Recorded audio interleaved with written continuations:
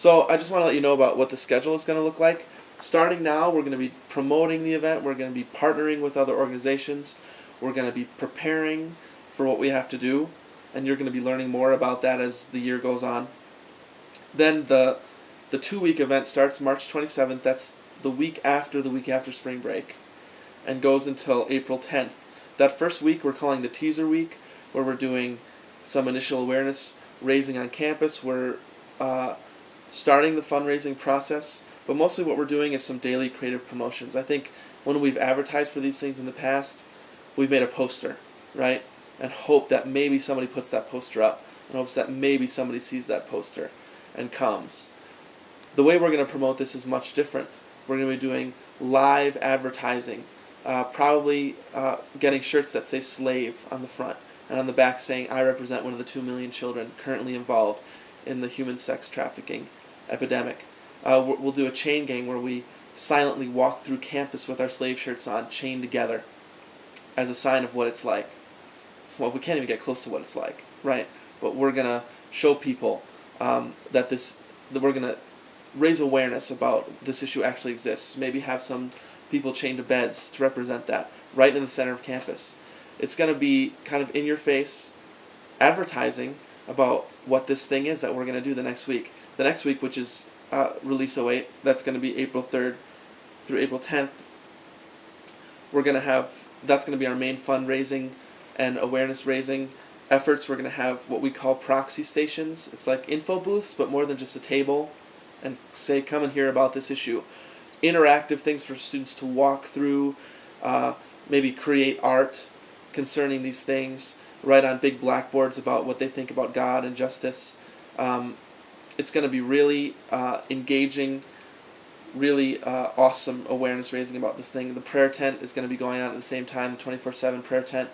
And then it's all going to culminate in this final event, hopefully Thursday night, maybe Wednesday night if we can't get a room, where we invite all the groups that are partnered with us to invite everybody that they can to come to this event, where we do our last fundraising pitch, collect the money, present the check to IJM, and I'm going to give a presentation about injustice in the world and how we deal with that. It is going to be spiritual, and we're going to ask people, when we partner with them, secular groups in particular, to just recognize that about us and about IJM, that we believe that human sex trafficking is a spiritual problem as well as social and financial. And we're going to address those things at our proxy stations and at this final event. The title of my talk on that last invite night is going to be Finding Justice in an Unjust World. And I'm really going to talk about Jesus and about how he cares for people that are victims of injustice. And we're just going to see how people react to that. Then we're going to have an invitation to further investigation in spiritual matters and in gigs. I want you all to get on board with this. I think it's going to be an amazing thing, an amazing opportunity. And so if you haven't signed up to be a part of this yet, I would encourage you to email me, stephengrahmann@gmail.com, or nauuniversity@gmail.com. That works too. Email me and let me know that you want to be involved in this so we can get you on board. Other campuses have done this, and they've raised thousands of dollars to battle this, to combat this epidemic. Unity has been formed in their campus groups. Connections have been made to people that would never otherwise step into their large groups, and it's been an awesome thing for them. There was one school in Michigan where 100 students came to Christ, and I hope that happens here. I believe firmly that if students come to Christ at an event like this, what happens is they come to know the God that cares about the world, and so they are much farther in their journey to becoming a world-changing Christian. Rather than asking them to come to just a presentation from a speaker, we're asking them to be exposed to a God in the context of social justice, and that's a much different thing. And if we see salvations coming out of this, we're going to see campus renewal. We're going to see transformations in individual lives. We're going to see world change. It might not happen exactly like it's happened on other campuses. It won't. It won't happen that way. But I know it will happen for sure. It will be impossible for us to stay in neutral. And that's why we're doing this. It's a big part of why we're doing this. That's why we're not shying away from this issue. That's why we're addressing big things like multi-ethnicity and like world change. Because risk is part of the healing that we need. And so I'm terrified.